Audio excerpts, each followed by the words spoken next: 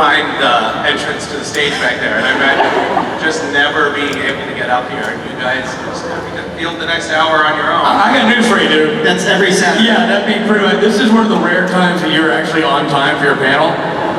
You know what's funny is they get up here, they have this whole shtick they do, like, where's Misha?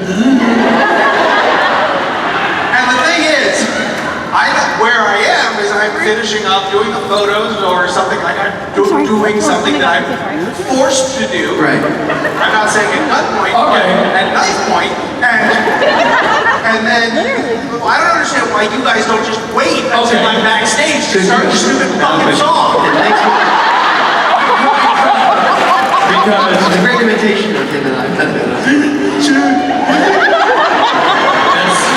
It's actually more flattering than the actual. Here's where I'm crying foul on you because what? you don't. Yes, you're not. You're doing. Sometimes you have to do photos. Sometimes you have to do autos. I get it. Sometimes. But you do not have to. I know that you know yourself well enough, and you sometimes I think you specifically time your boots to be right where you're supposed to be going on this stage. Okay, that may be true. Because there's been more than one time where I'm like, we're starting the song and I'm looking over Liz like, where is he? And she's like, he's in the can. I'm like, oh really? Yeah, it's poop o'clock. Yeah. So come on, teamwork. You know what I'm saying? Anyway, ladies and gentlemen, that reminds me of where the hell were we? We were at a convention. Maybe it was Toronto a year ago or something, and you and I came out of the bathroom together, and the handlers were like, and we were chatting and very casual, and I think the convention was at that point about 4 hours behind, and they were like, Richard, stop talking to him. What are you doing? Get away from him. And what were you doing in there? And you said, it's Misha Collins. He's not going to hold his own penis.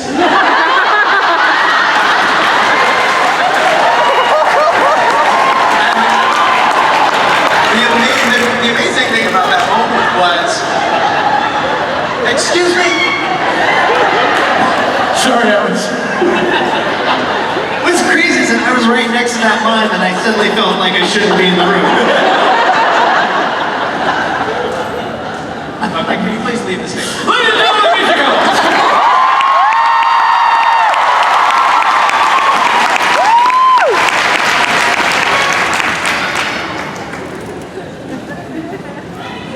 Everybody, all of the handlers were slack-jawed too because they were like, oh my God, Richard said something funny.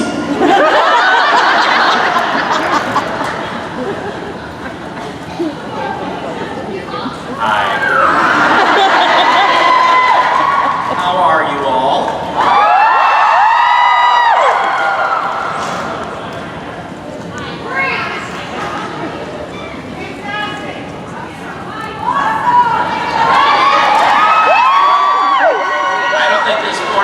Working.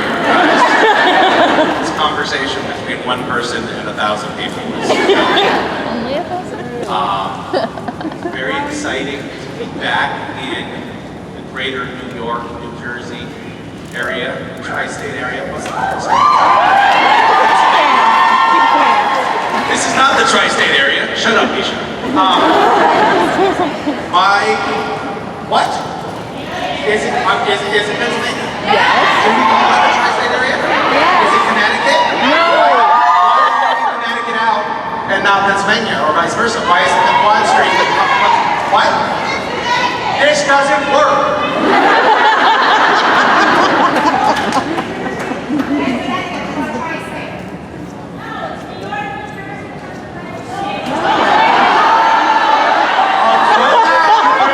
I want to see a brawl before the end of this. It's the people that live a little bit closer to Pennsylvania against the people that live a little closer to Connecticut. They've always hated each other.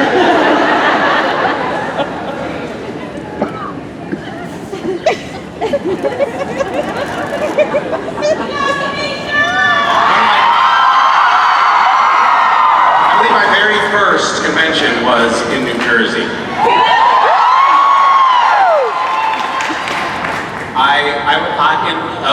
Of everyone in this room, I think I'm probably the only one that was there. Oh, I'm there. What? Oh, guys, it's time to move on and do something different. Wait, so show of hands. Holy hell. Hi. How would you, those of you who were there, so what that was what, 11 years 2009. ago? 2009, that's right. That's 15 years ago. Little trick. Well, how would you characterize the difference between me then and me now? Just out of curiosity. Leave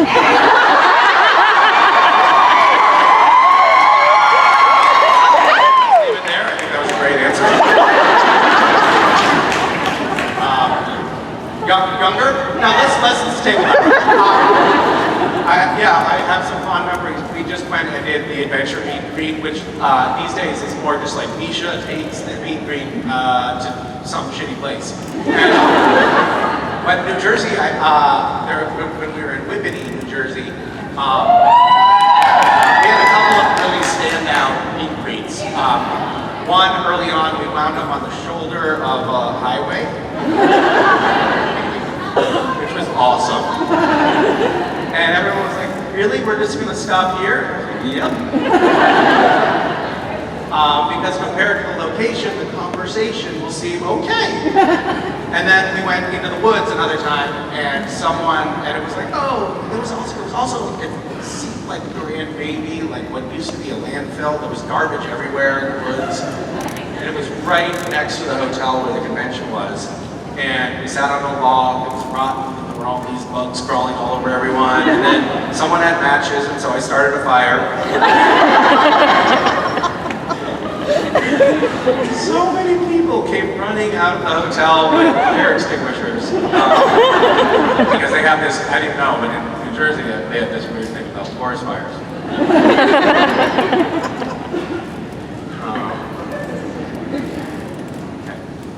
I'm just trying to think of all of my New Jersey stories so we can get through this hour. I rode my bike when I was 16 from Massachusetts to Washington, D.C. And along the way, it was a bicycle tour, that's what I was doing. And along the way, I was riding and I got to the outskirts of Jersey City. And I had my tent on the back of my bike and very little money. I was like,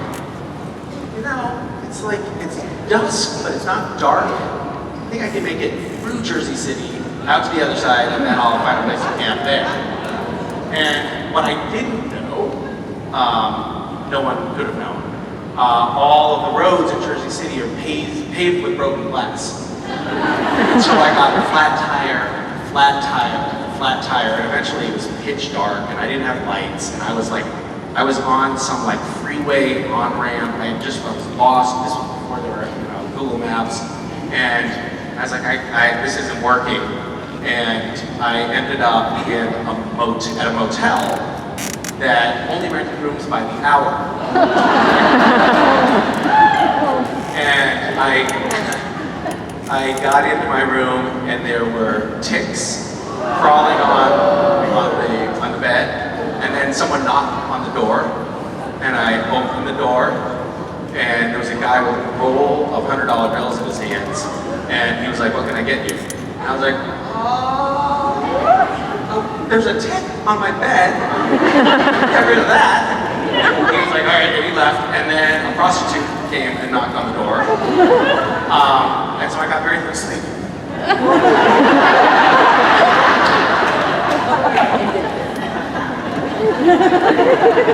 Okay, I'll talk about something else.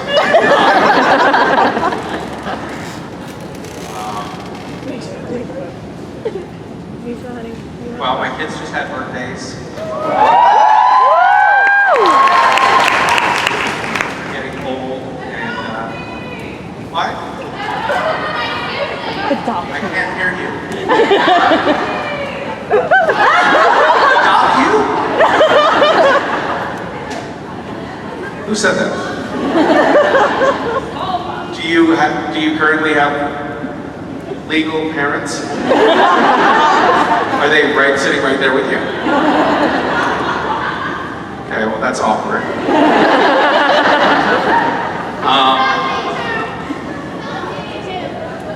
they're at a very fun age, very cute, very observant.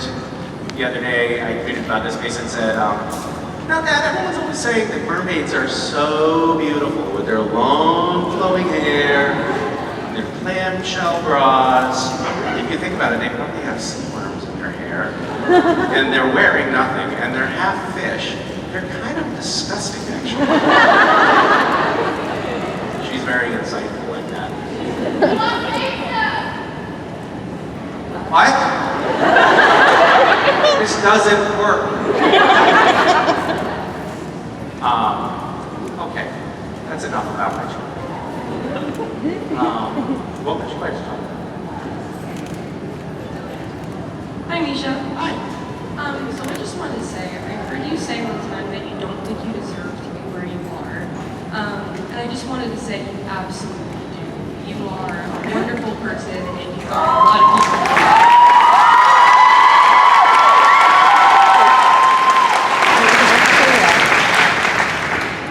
That is very kind of you to say. And I vacillate about thinking I deserve to be where I am at any given moment. Like, for example, when I was at that motel, I was like, yeah, I deserve this.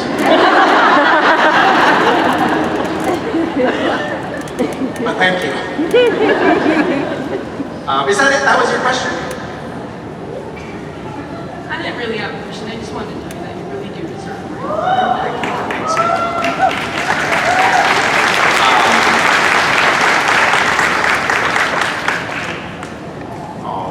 Now we have this awkward.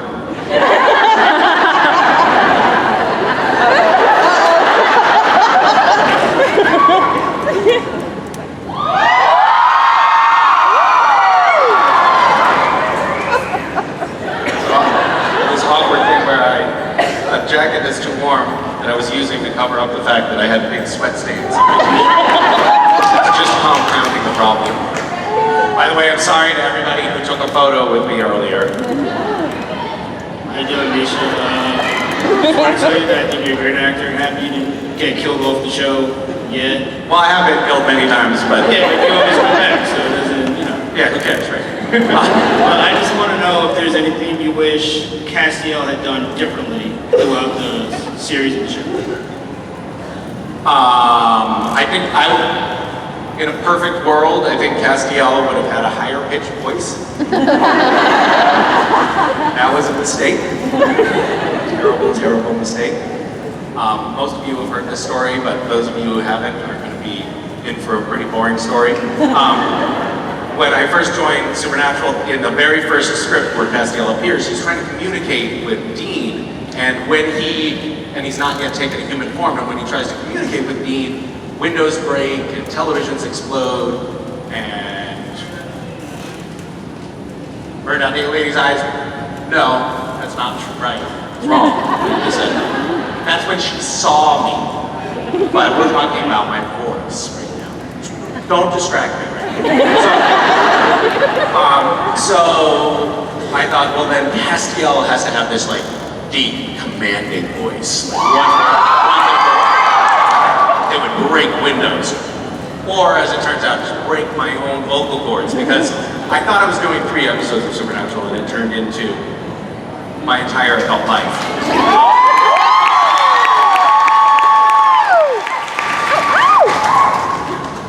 And I had to talk like that the last dozen years. But when I did that, there's maybe a little bit of poetic justice in it, because when I started doing that deep voice, Jensen was like, oh, does this guy have more testosterone than me? And he started to do a deep voice too, so now, because he's so competitive, he had 12 years of a deep voice as well. So that was sort of satisfying. So that's one thing that I would do differently, and I think I would also maybe have Castiel be human for longer. I really liked that arc, but I felt like we didn't get to explore that story enough. Like the process of discovering what it's like to be a human being and all of the pitfalls along the way, I think it could have been interesting to explore more. We got to see like, oh, what's it like when you learn how to brush your teeth for the first time as an adult?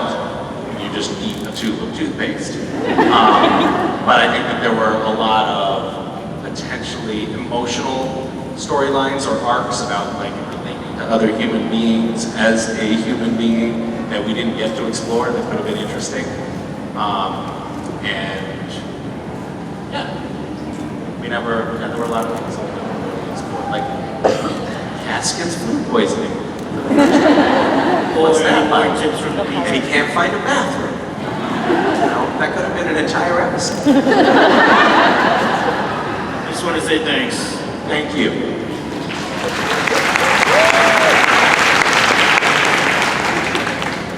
Hi. Be careful, by the way, when you put your phone down around here. I was on set 2 days ago, and I was reading an article, which, by the way, everyone should look up. It's really important and fascinating in these trying times. It's important to stay informed. And there's an article in the New York Times about how to cook the perfect hard-boiled egg. And I was like, I can't believe I'm going through life not knowing this. And I was showing Frida, who's in the makeup department, and I was like, here, and they said, come to set, first team on set, and I was like, okay, don't tweet anything. I'm leaving you with this, and I trust you. And she's like, you trust me, and I believed her. And then I left, and Jason Cicchini, Jared's stand-in, as soon as I went out the door, just grabbed the phone from her and started doing terrible, terrible things on the text thread with the most people he could find. Many of whom were just numbers with no names, like I don't know who those people are. And they got some very offensive images from me. I'm sure there will be fallout from that for years to come. But you didn't ask about that.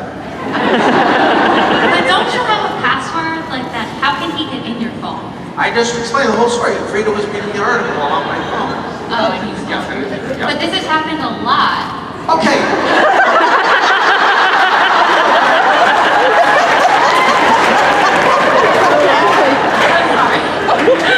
I wasn't really asking for feedback. Just Talking about it. I remember when we were at Comic-Con. So at Comic-Con, we have a sort of different setup at San Diego Comic-Con. We do 100 autographs that are for people that stand in line all night long. Totally worth it. But we're standing sort of right next to each other in this semicircle table. And I set my phone down while I was signing. And apparently I had just checked my messages or something because it wasn't yet locked. That minute hadn't passed. And Jared was signing, and he just grabbed the phone and then tweeted at Comic-Con, I hate fans.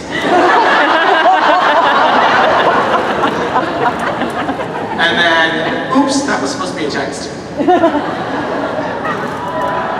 Yeah, how to get in the habit of blocking. That like right went away. over really well. Yes, I do have to get in that habit. Thank you again, I didn't ask for feedback. Do you have a question? I was gonna ask You changed your mind? if you had any tattoos or if you were going to get any in the future and what would it be? Do you have any tattoos? Just a few. I can't see you. You can come to me.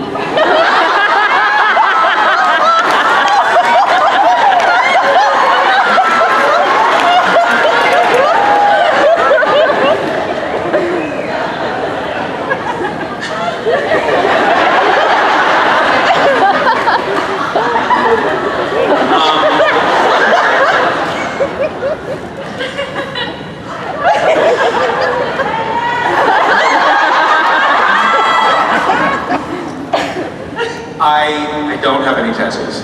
I'm sorry to report. I have a couple of like early teenage childhood angst scars where I like tried to carve tattoos into my body. Like I thought it was cool, did a peace symbol, and then because I'm really existential, the word "why" with a question mark on my calf. Those are very faded though, they're pretty hard to make out at this point. After I carved Y on my leg, I was like, shit, why did I do that?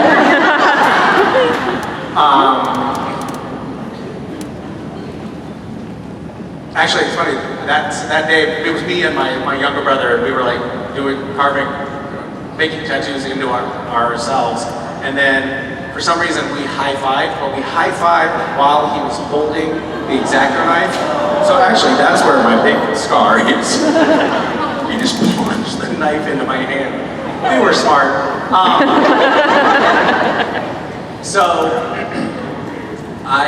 My wife and I were planning to get tattoos.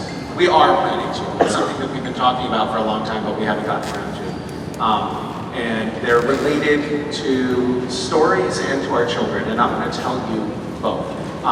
Wes was born in the year of the white tiger, which I guess occurs like once every 50 years, and I think it's a feature of Korean culture.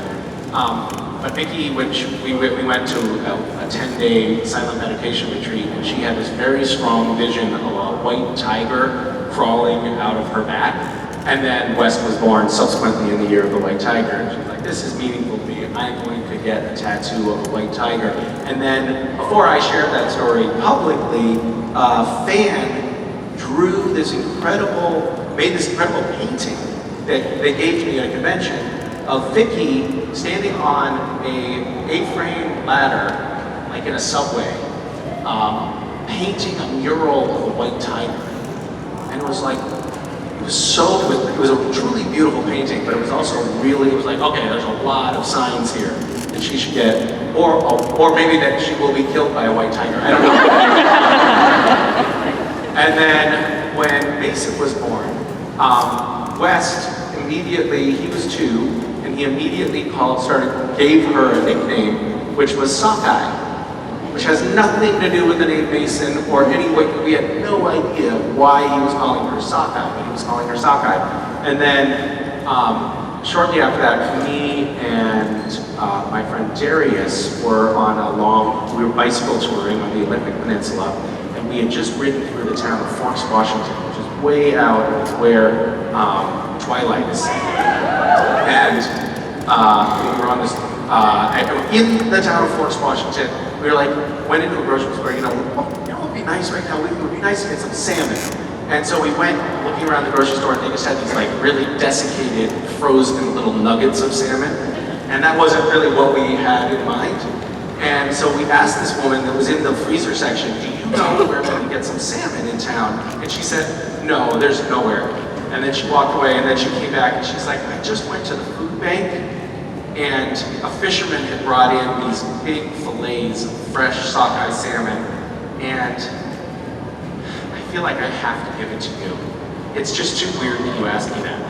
And we were like, sweet! So we took this salmon and we put it on the back of our bikes, and then we started riding again.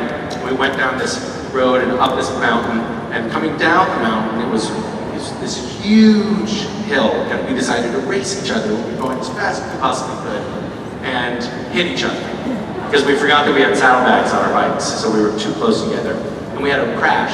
And it was a terrible accident. Darius was unconscious in a ditch. I was just covered in blood, and then when he woke up, he couldn't remember where we were. He had amnesia. And I was in shock, and we were standing there on this road in the middle of nowhere, and no cars came by. Finally, a car came by. It was this big old Lincoln Continental, and I was like, help, in my bike shorts, covered in blood, a friend lying on the ground, and he stopped. I was like, can you take us to, a hospital or something, because there's no cell service out there? And he's like, no, I'm sorry, I just went to Costco, and my back seat's full. It was fucking full of toilet paper, and he drove away. Eventually, we did get to the hospital, but in the process, the salmon was left in the ditch, and we had this very sort of profound moment of realizing that we made this into a symbolic story for ourselves, which is that life sometimes hands you these gifts from out of nowhere. And you have to be there and be ready to take those gifts and not squander them. And that really stuck. So the tattoo that I eventually am going to get is a sockeye salmon.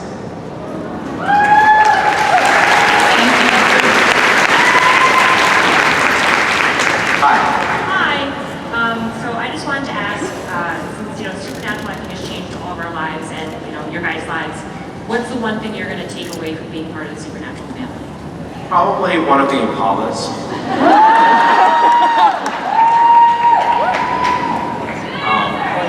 Thank you. Over Jensen's dead body, but.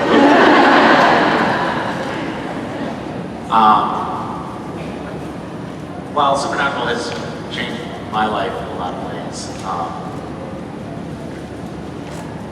what am I going to take away from it? Hopefully a lot of gratitude for all of the good things that it has brought, not only to me, but I think to the world. I feel like I'm walking this tightrope talking about the end of the show because I don't want to be too precious about it. After all, it's just a sci-fi TV show. Sci-fi TV shows come and go, and it's really easy when you're a part of something to feel like it's the most important thing in the world. But there's also a part of me that knows that this is unusual, and the community that we built in this fandom and the charitable impact that we have collectively had on the world is pretty impressive. And the way I honestly feel like this fandom has almost created a template of the ideal fandom, because not only does this fandom embrace the mythology of the TV show that it's coalesced around, but it's also formed this incredibly supportive network for one another. I see people in the Supernatural fandom taking care of each other all the time in really meaningful ways. And that's really lovely. In the truest sense of the word, it's a community. And that is a template that I think any fandom of any show or musician should strive to emulate. And at the same time, we're taking care of one another. There's a lot of real generosity from this fandom to the outside world as well. We've managed to do some really cool projects together and raise a lot of money for really good causes. And I think people take the seed, I think a lot of people in this community take the seed of our community ethos of watching out for each other and being kind out into the world and have a net positive impact on the world, which is pretty impressive if you think about it, because it's a show about two Texans who run around shooting things. And yet I think it's really being a force for good in the world. So yeah, I don't know. I guess that this community is what I hope to bring with me into the next chapter of my life, and I certainly hope that it doesn't go away as the show goes off the air. I hope that this family sticks. It's a lifestyle, yes. It's not a choice.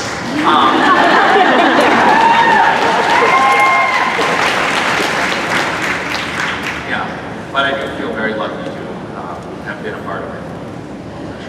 Thank you. Thank you. Speaking of charitable things, I always forget to mention the things that I'm supposed to mention, so I'm going to mention a couple of things. One is that on Monday evening, Random Acts Jason Mans is hosting a fundraiser for Random Acts that's in the city. And I am going to do my best to stop by. It's I'm catching the last flight back to Vancouver that night, so I can't stay for the whole thing. But I'm going to try to stop by on my way to the airport. And I think there are still some tickets available, so if anybody wants to come Monday night into the city, that would be awesome. And yeah, that's all. There is another thing, and I can't remember what it is that I'm not mentioning. Donations! Donations, that's right. To what? You have to say something. You have to get Facebook page. Yes, it's on my Facebook page. Oh, donations here. Yes. Now we're talking about the same thing. Maybe we get there eventually. Yes, you can look on my Facebook page because there's an update about the fundraiser that Random Acts is doing here at the convention as well. And and if you haven't bought the cookbook that I wrote, maybe with Vicky, maybe do, Thanks. Because all of the profits are going to charities related to childhood nutrition, and it's actually a good book. So if you know anybody that has kids, or you have kids, or if you're a child yourself and you have your parents' credit card, buy a copy. If we buy copies in advance for the first week of the on-sale date, then it has a better chance of getting on the bestseller list, and then more people will get the book in the long run. So that's the hard pitch. And that's all I have to tell you about. No, there's another thing. We did this t-shirt. This is an example of this community being so incredible. A few weeks ago, we did a little initiative with Hot Topic, Holly Ellis and Warner Brothers. She called and she's like, hey guys, Hot Topic was wondering if we could do 100% of proceeds to the charity of your choice thing like we did last year. It would be really cool. And we're like, okay, but we're all gonna feel like we're promoting too many things all the time. But we're like, yeah, we'll do it, because there's, causes that we want to support. Kind of thought it would be like a really not a lot of money. And you guys bought enough t-shirts. 100% of the profits went to random acts, and it's going to primarily to Hurricane Dorian survivors. It was $280,000.